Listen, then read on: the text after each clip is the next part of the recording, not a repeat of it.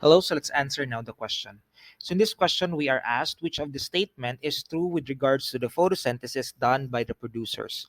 So we know that when we speak of photosynthesis, this is the process among photosynthetic plants or photosynthetic organisms wherein they use the sun's energy in the form of light and carbon dioxide from the atmosphere so that it can produce oxygen and glucose. And this glucose is so important as food, not just for the organism that makes it, but even to consumers.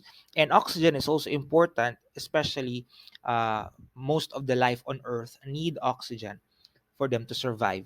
Now, take note that 50% to 80